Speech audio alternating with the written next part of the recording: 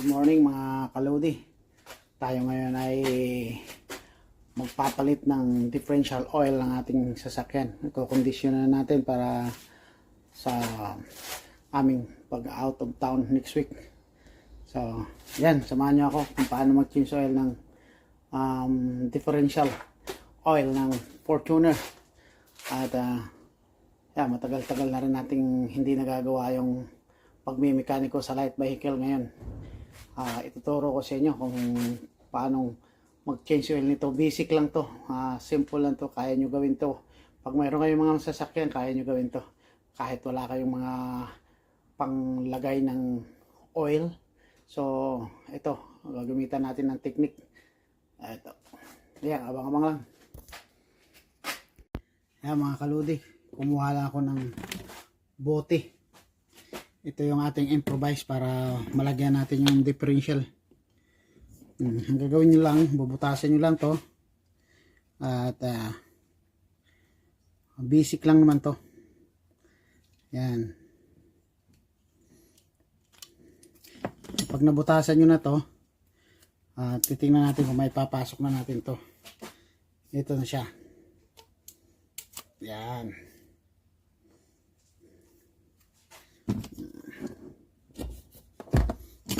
Ganito lang, kumuha lang ako ng kapirasong hose para sa lalagay natin dito. Yan. Tapos lalagay na natin sa ganito. Yan.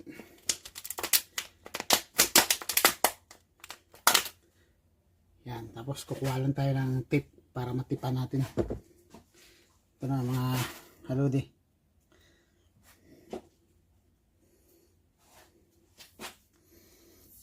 Maraming nagtatanong, sasabihin na sa Australia na tayo pero wala tayong tamang tools.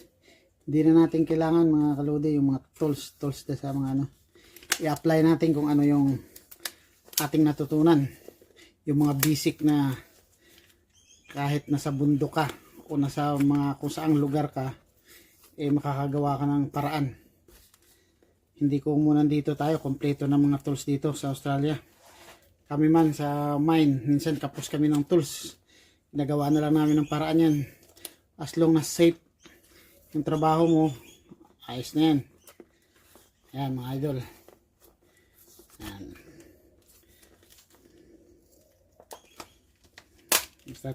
Ano natin na hindi siya tumagas. Lagyan na natin to. Ito yung nag-aaral pa ako dati sa ng mga mekaniko. Nakikita ko to sa mga batikan ng mga mekaniko.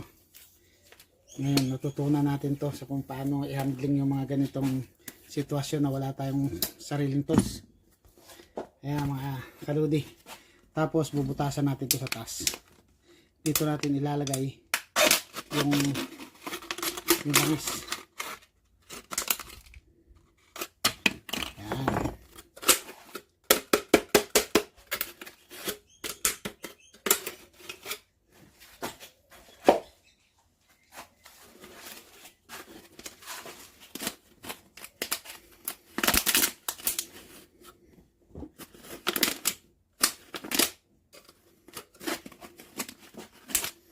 Kailangan malinis to mga lodi. Kung mayroong mang tubig-tubig, kailangan linisin nyo muna.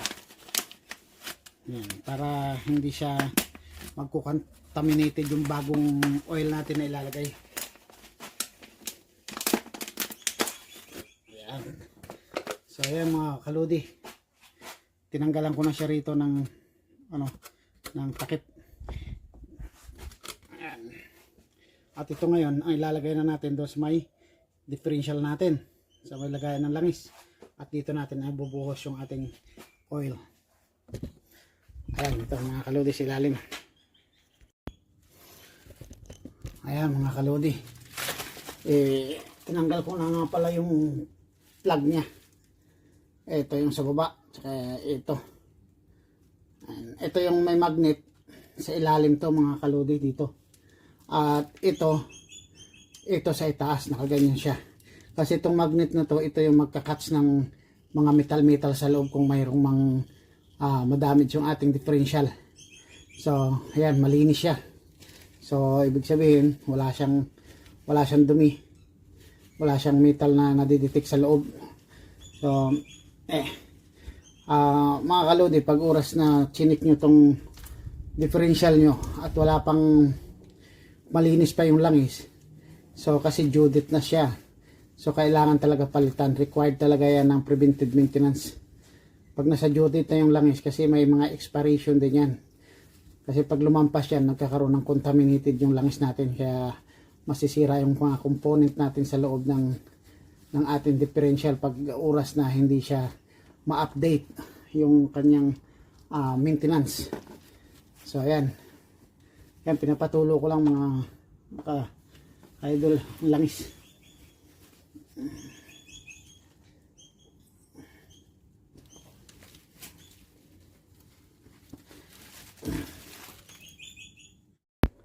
Yan pala mga idol, pagising ko kaninang umaga, binuksan ko na yung plug ng differential oil at idinirin ko na at nagkape-kape muna ako, nanood muna ako ng TV para pagbalik ko patapos na yung oil na na-drain. Kaya hindi ko na mapapakita sa inyo kung paano ang pag-drain ng differential oil. So at least may papakita ko sa inyo kung paano mag-fill up na ngayon, kasi ang pagdi-drain basic lang yan mga idol. Tanggalin mo yung drain plug, lagyan mo ng pangsahod, yun lang yun hanggang sa maubos. So ngayon, kung paano natin ngayon lalagyan ng oil, ito mga idol, panoorin nyo. Ayan mga kaloy, lalagay na natin ito sa ilalim, yung magnet nya. Ayan ang magnet. So siguraduhin nyo lang ng washer na huwag nyo makalimutan, lagay nyo ito kasi tatagas yung pag walang washer.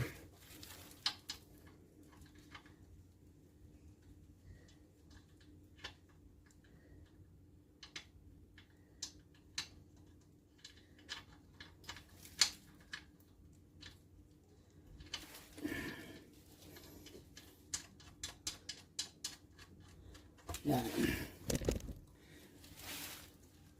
Higpitan na rin natin. Ito yung gamit natin na tools pa rin. Mga kulol. So ang paghigpit nito, huwag masyadong mahigpit na mahigpit, yung katamtaman lang. Mapipil nyo naman, parang iipit lang yung gasket. Yan, hindi naman kailangan, wala namang pressure gaano ito. So ngayon mga kaludi, lalagay na natin to. Ito yung paglalagyan natin ng langis. Yan, sasali natin dito yung langis. Yan pala mga kaludi, ito yung langis na ilalagay natin. So yan.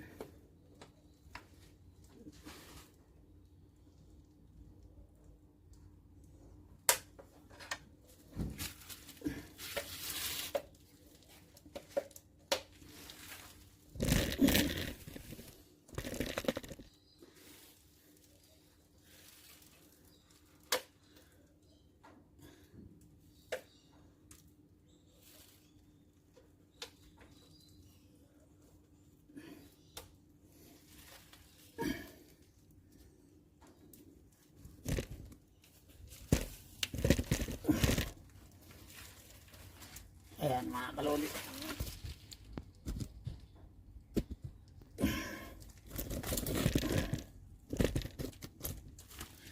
Yan, nilalagyan na natin ng langis.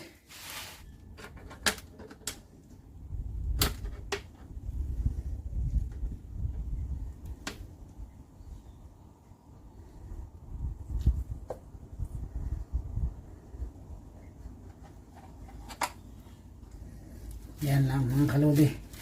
Nga pala, yung langis natin na nilalagay sa differential ng Fortuner GLX 575-85. Yan mga idol. Tingnan nyo na lang. Yan. Sina-check pa natin.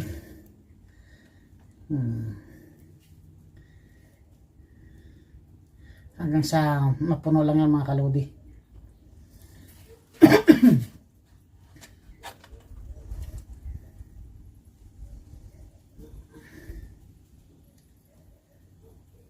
Ang nagpapababa lang sa kanya mga kalodi, yung kanyang gravity. Yan sa makapasok na. Pag huminto na to, dito sa may gravity na to dito sa taas. Pag huminto na to yung oil na pababa, ang ibig sabihin puno na yan.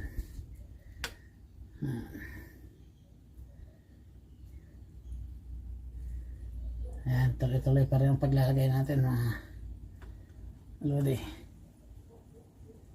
Ayan, naubos na uli. Lalagay ulit tayo.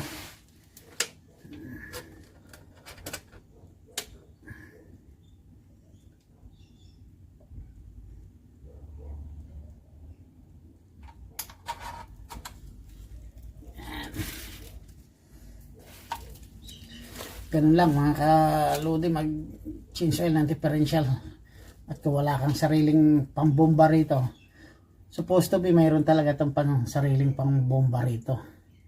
Pero dahil sa atin naman to, gagawa natin ng paraan. What for, naging mechanic pa tayo. Yan.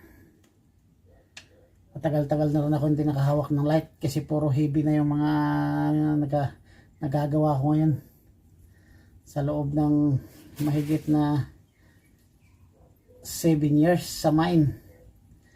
So mag 8 years na. So puro malalaking mga truck ang nagagawa natin. So ngayon balik ulit tayo sa ating sariling sasakyan. Ayan. Kasi nung kinuha ko to mga idol, ito, na-maintain na to dati. Kaya first time to na i-maintain ko siya. Na personal na pag-maintain.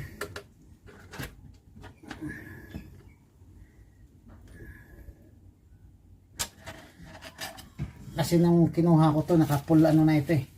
Naka-full service na ito eh. Ay mga idol, simple light sa inyo. Sasakyan nyo, kaya nyo yan.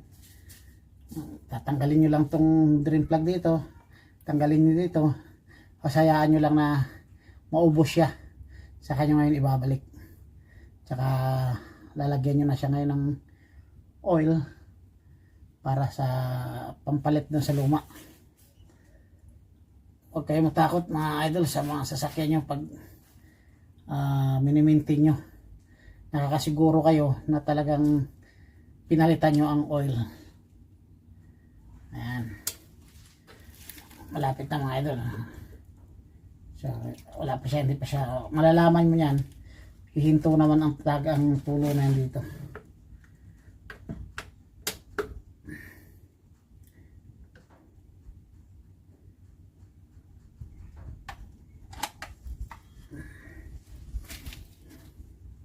Yan, simple lang mga idol. Hintayin lang natin na mapuno. Tsaka isasarado lang natin. Dalawa to mga idol. Inuna ko muna rito. Mamaya doon naman sa harapan. Kasi 4-wheel drive to. So, kukondisyon na natin tong ating sasakyan. Kasi nung makuha ko to mga idol, mga ano to 90,000 kilometer. Ngayon 100 na siya. 125 na siya.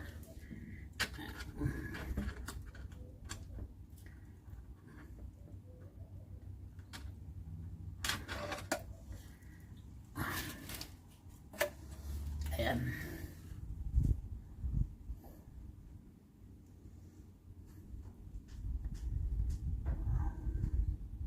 Ang pagmimekaniko mga idol, kailangan na mapasensya ka.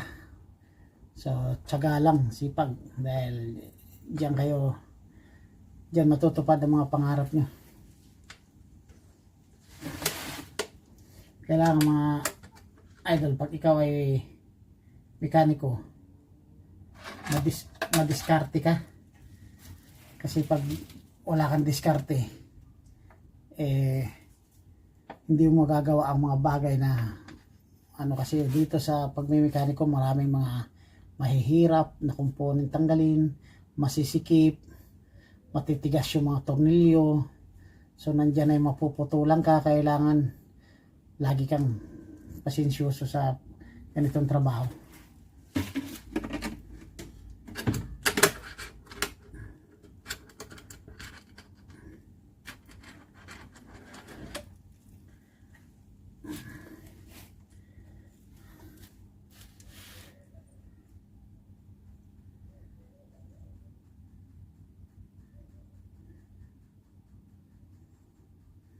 Maganda na lang to at malulabnaw ng konti ito. Kasi mayroong mga 80-90 makapal. So ito katantaman lang ng ano niya.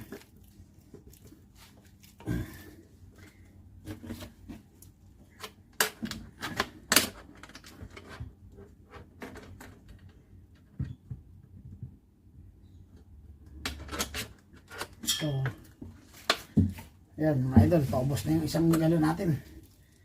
Pabuksan pa natin yung isang galon.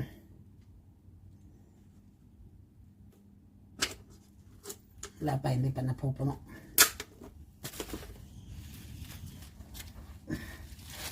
Yung mga idol, dalawat kalahati na tayo. Panibagong galon naman itong ngayon. Kasi yung isang galon mga idol, dalawat kalahati yun.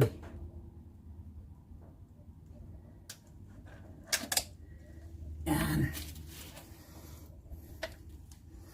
Kunting tiyaga na lang mga idol. Ano na yan, pupuno na to.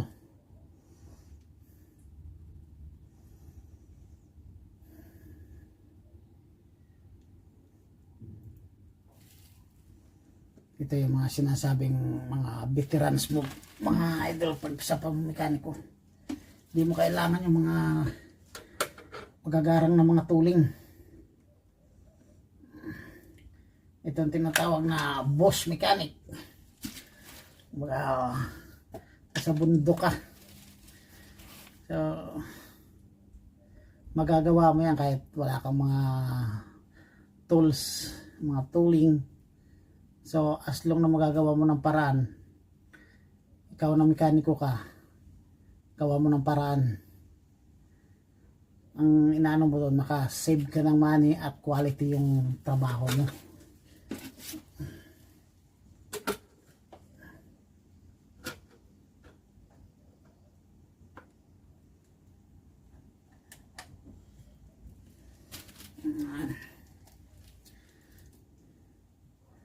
Lapit na yan mga idol kasi 3 point ano yata to. Lampas ng 3 litro to.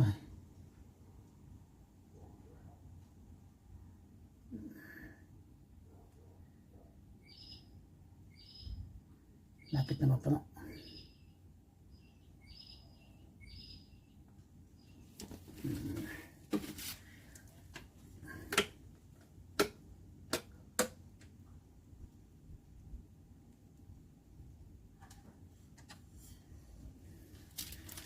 Alaala ko noon mga idol, back 31 years,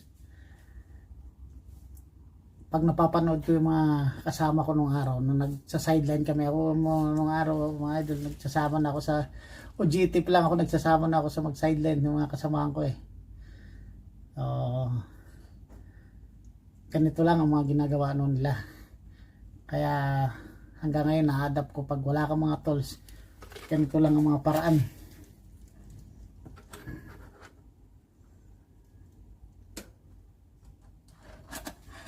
Shout out nga pala sa mga katulad kong mga mekaniko. Shout out sa inyo. At talagang mga mekaniko, mga masisipag.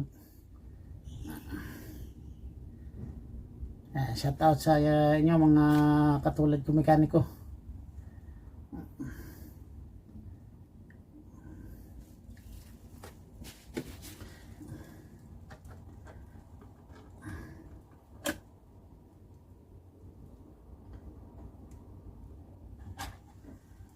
Ayan.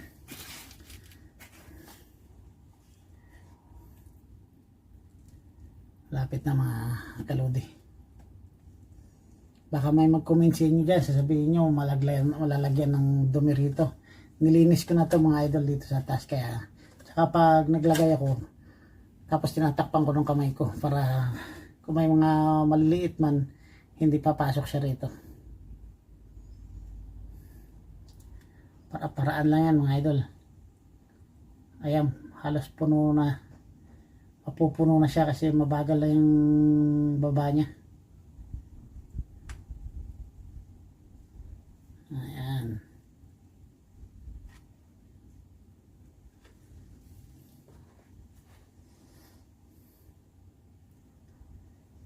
Ayan, titingnan natin mga idol kasi tatagas naman yan dito. Pag puno na, magtatagas yan dito. Yung malakas na tagas ba? Wala pa oh. Kunti pa.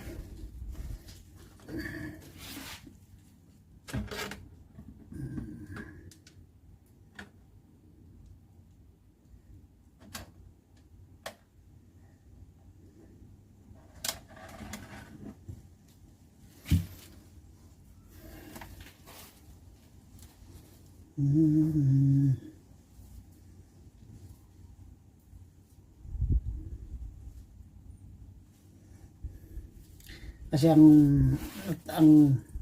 original na mga ano nito mga idol, yung paglalagay dito, may pump talaga to, binubumba. Ayan. So madalang naman tayo kasi maggawa. So hindi mo na kailangan bumili ng tools. Kasi may stock lang naman siya eh. Lalo na rito sa Australia, napakamahal ng mga tooling dito.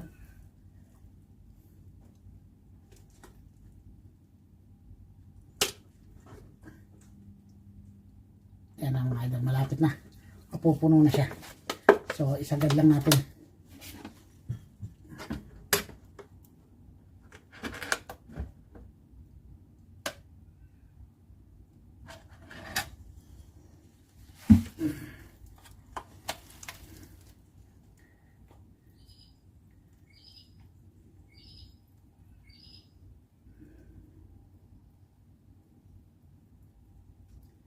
Yan, mabagal na siya dumaloy pababa.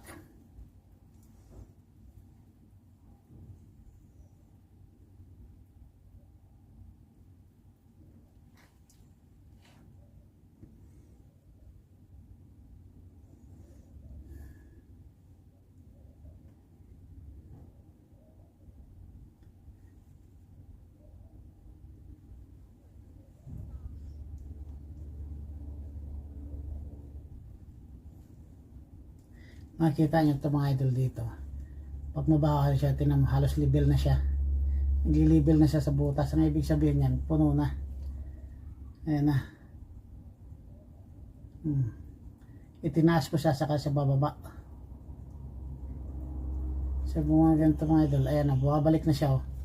Ibig sabihin, puno na siya. So pag binuksan nyo na dito mga idol, mga dito, kailangan tuloy-tuloy ang agos nito, malakas. Ayan na mga idol, ayan na. Ibig sabihin, puno na siya mga idol. Ito, titingnan nyo rito. Yan yun ayan. So hintayin lang natin na mahinto yan.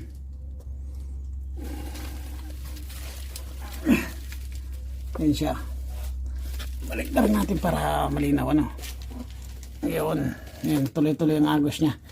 Hintayin na natin na na huminto. Pag huminto yan, ayos na yan. Ibig sabihin nasa level na siya, nasa tamang na siya. Nasa tamang level na siya. Huwag nyo gaano kapunuin to mga idol dito na punong-puno to dito hanggang dito sa taas. Huwag kasi pag uminit ang langis, nag-i-expand. So magkakaroon siya ng pressure pag oras na mag-expand siya. May breather naman yan doon. Pero minsan kung sarado yung breather, magkakaroon ng problema dito yan. Dito may oil seal dito sa tagiliran. Dito may oil seal yan dyan sa axle. So may tendency pag ito magkaroon ng pressure to dito, lalabas yan dun sa may oil seal dun. Tatagas ngayon dun sa axle mo. Ayan. Kaya kailangan level lang siya rito sa baba. Ayan, level lang yan dito level lang yan dyan sa baba. Yan yung tamang procedure sa pagtatanggal, pagpapalit ng oil. Ayan. Kaya mga idol, naka 100% na tayo na puno na siya. Minsan magbabawas lang tayo ng konti para tamang level natin.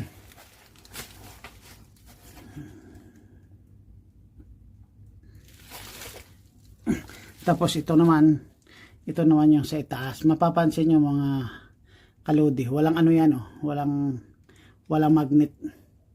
So kasi dito hindi mo naman kailangan ng magnet para dito sa itaas. Cover lang to. Ito yung kailangan dito, cover tsaka magnet para madidetect niya yung mga aribaba at kung may mga metal sa loob na natanggal niyan o na damage, makikita mo kagad doon sa may sa may inspection plug ang tawag doon.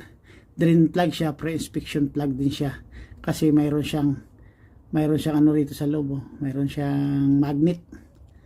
Ayan.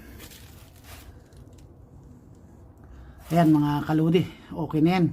Manipis na yung pagkaka-drop niya. So okay na yan. Pwede na natin isarado. So ibig sabihin yan, level na yung oil niyan. Ayan, lagyan na natin. Ayan. Sa paglalagay nito mga kaludi, sa mga baguhan na gusto magpalit ng sarili nyong oil sa inyong differential, so siguraduhin nyo lang na ang gasket dito, ito aluminum to dito dito sa baba, kita ko kanina copper siya. So copper man o aluminum, pero siguraduhin nyo na nakaupo sa maigi. Ayan. Pagdating na natin ito mga kaludi para malinis na natin dito. Tsaka higpitan na natin yan.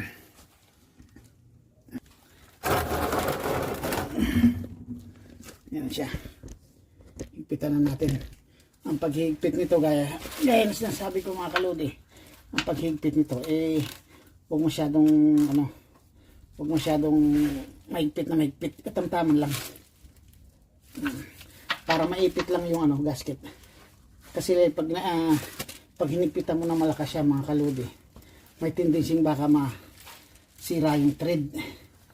So kailangan alalay lang, pakiramdaman mo lang, kasi likas sa atin, lalo na sa mga baguhan, malalaki yung mga braso. So pag hinigpitan mo, akala mo tamtaman lang, yung pala malakas na, masyadong kasi depende sa pulso natin. Kaya ito na mga kaludi, wala naman masyadong wala naman masyadong pressure to dito, kaya okay lang na katamtaman ng higpit nito, hindi masyadong kahigpitan na igi. Yan mga kaludi, halos na ilagay natin ito, halos isa nito kasi 2.5, mapapansin nyo 2.5 liter tapos ito 2.5 liters din. Ayan. Kasi ang mga nito mga kaludi, sa manual parang 3.8. Mayroon pa siyang magtira. May higit pa 1 litro siguro to. Ayan, may higit pa 1 litro siya. Ayan mga kaludi, mayroon pa. May pang pa tayo. Ayan mga kaludi, at ngayon basic lang to sa inyo mga kaludi. Simple lang naman, hindi gaano complicated ang pagpapalit ng differential. So una-una, nakasave ka na ng pera, nagawa mo pa yung sasakyan mo. So sa susunod mga kaludi, maraming salamat sa panonood. Sana may natutunan kayo sa mga technique natin na kung paano magkabit ng pag naglagay ng ng differential oil. So ayan, shout out sa mga mekaniko na katulad ko. Shout out nga pala sa mga kasamahan kong mga mekaniko dyan na nandiyan pa sa Saudi, Riyadh, Jeddah, and Dammam. So shout out sa inyo, lalo na sa kumpare ko dyan si Arman Luna. Shout out sa iyo pre. Ayan yan, mga dalubhasa sa mga Toyota. Ayan, sa mga katulad ko mekaniko, shout out sa inyo. Tuloy-tuloy lang para sa pangarap at sa ating pamilya. Ayan, at hanggang dito na lang ang ating vlog, at sana nakakatulong ito sa mga baguhan na mga nagsisimula pa lang, at Hanggang dito na lang. Bye-bye.